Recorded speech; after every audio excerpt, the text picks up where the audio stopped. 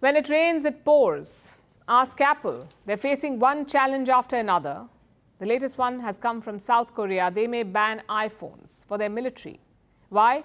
Because of security concerns. Meanwhile, in China, iPhone sales have plunged. They're down by almost 20%. Last year, Apple topped smartphone sales in China, but this year, it's at the third position.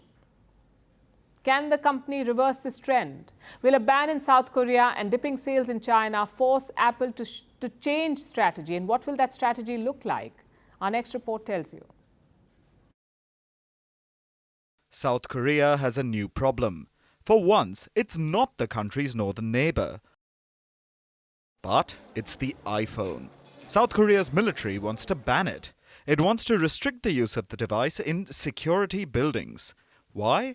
Because of security concerns. At the center of this is an app. It's the National Defense Mobile Security app. All military devices must have this app. What does it do? It restricts the capabilities of a smartphone.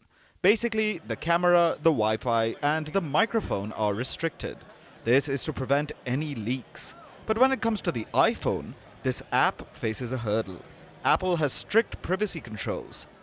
It prevents third-party apps from restricting iPhone functions.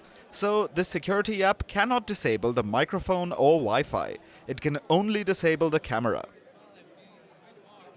Meanwhile, in Android phones, the security app can fully control the hardware, so it can disable everything.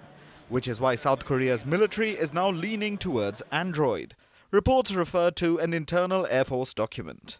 It says bringing iPhones to work will be banned from June 1st. However, if you have an Android, like a Samsung Galaxy, you can walk in with that. The ban can impact nearly 500,000 military personnel. This is across the Army, Navy and Air Force. Some reports say trial runs have already begun, so it doesn't look too good for Apple.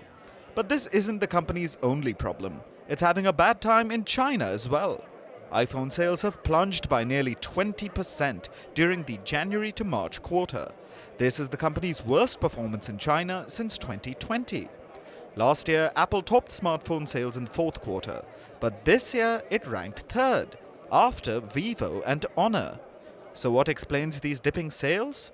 China is Apple's biggest overseas market, yet it faces multiple hurdles. One is the ban on foreign devices in state-backed firms.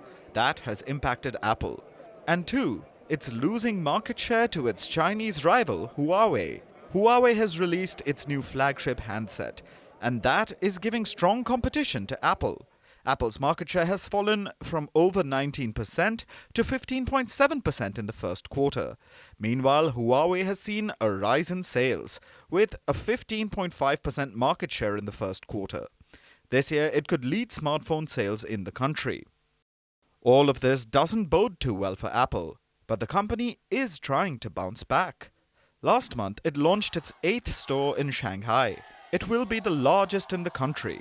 Tim Cook arrived in the city himself to celebrate the store's opening. So clearly, the company is pushing hard. But Apple is yet to figure out a way to skirt around bans in state-backed and military devices.